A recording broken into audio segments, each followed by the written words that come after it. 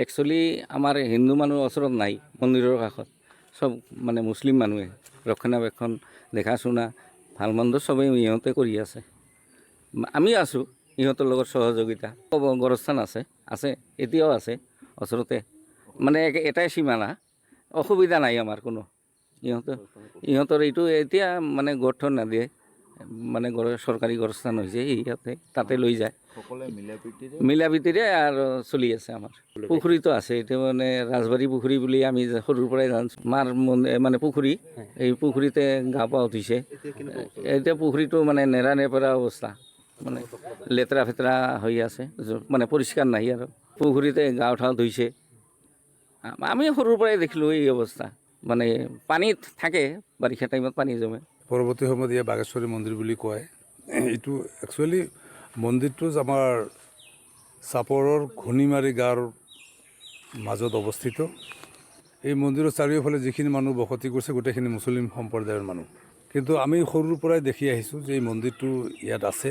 বিভিন্নজনৰ পৰা জানিবলৈ পাইছোঁ বা প্ৰবাদ আছে যে এই মন্দিৰত ইয়াৰ বাঘেশ্বৰী যি তেওঁলোকৰ বিশ্বাস, ইয়াত তেওঁলোকে তেখেতে মানে হেৰিৰ ভিতৰত নাথাকে, ওপৰত কোনো ছাদ দিব বিচাৰিছিলে বহুত মানুহে, কিন্তু তেওঁ ছাদৰ ভিতৰত নাথাকে, তেওঁ মুক্ত আকাশৰ তলত থাকিব বিচাৰিছিলে। সেই হিচাপে তেনেকৈ আছে বুলি আমি শুনি আছোঁ, মানুহৰ মুখে চলি আহিছে। আৰু প্ৰবাদ আছিলে যে এই অঞ্চলটোৱে আচলতে চাপৰৰ জমিদাৰৰ ৰাজবাৰী আছিলে। জমিদাৰ ইয়াত বহুদিন ইয়াতে তেওঁলোকে জমিদাৰী চলাইছিলে, আৰু এই মন্দিৰতে তেওঁলোকৰ পৰিয়ালৰ মানুহে পূজা পাতল কৰিছিল বুলি আমি শুনিবলৈ পাইছিলোঁ। তেনেকুৱা প্ৰবাদ আছে। পৰৱৰ্তী সময়ত যেতিয়া জমিদাৰ চাপৰৰ পৰা বিলেচিবাৰীলৈ গুচি যায়, যাওঁতে তেখেতসকলে এই গোটেইখিনি যিখিনি আমাৰ ইয়াৰ ভিতৰত পাথৰৰ ওপৰত খোদিত প্ৰতিমা আছে, মূৰ্তি আছে, এই গোটেইখিনি তেওঁলোকে হাতীৰে বিলেচিপাৰালৈ উঠাই লৈ গৈছিলে। ৰাতিপুৱা তাত গৈ তেওঁলোকে প্ৰতিষ্ঠা কৰিছিলে, কিন্তু ৰাতিপুৱা দেখে যে তাত এই গোটেইখিনি বস্তু তাত নাই।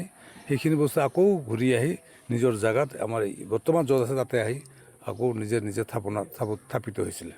যদিও এতিয়া আমাৰ বেলেগ ঠাইত কবৰস্থান হোৱাৰ কাৰণে আমি এতিয়া সাময়িকভাৱে ইয়াত তেনেকুৱা মানুহক কবৰ দিয়া নহয়, কিন্তু কবৰস্থান হয়, মানে কবৰস্থান আৰু মন্দিৰ একেলগে আছে। কোনো ধৰণৰ অসুবিধা আজিলৈকে হোৱা নাছিলে, আজিও নহয়, আৰু আগলৈ হ'ব বুলি আমাৰ বিশ্বাস নহয়। যেতিয়া মছজিদত আজান দিয়ে তেতিয়া এই পূজা মণ্ডপত যিখিনি পূজা পাতল চলি থাকে গোটেইখিনি তেওঁলোকে সাময়িকভাৱে বন্ধ ৰাখি আজানৰ পিছত আকৌ পূজা পাতল আৰম্ভ কৰে। এই বাঘেশ্বৰী মন্দিৰত যদিও আমি পূজা নকৰোঁ, কিন্তু আমি কেতিয়াও অৱহেলা কৰা নাই। সদায় আমি সন্মানৰ দৃষ্টিৰে চাই আহিছোঁ। আমি সৰু থাকোঁতে ইয়াত বৰ হাবি আছিলে, জংঘল আছিলে, ডাঙৰ ডাঙৰ সাপ ওলায়। সেইকাৰণে আমি যাওঁতে ইফালে অহা যোৱা কৰোঁতে আমি এনেকৈ সেৱা কৰি গুচি গৈছিলোঁ। আৰু এনেকুৱাও আছে, আমি দেখিছোঁ সৰুতে যে আমাৰ গাঁৱৰ যেতিয়া কাৰোবাৰ ঘৰত নতুন গাই পোৱালি দিয়ে, সেই প্ৰথম গাখীৰ আমাৰ মছজিদ ঘৰতো দিয়ে।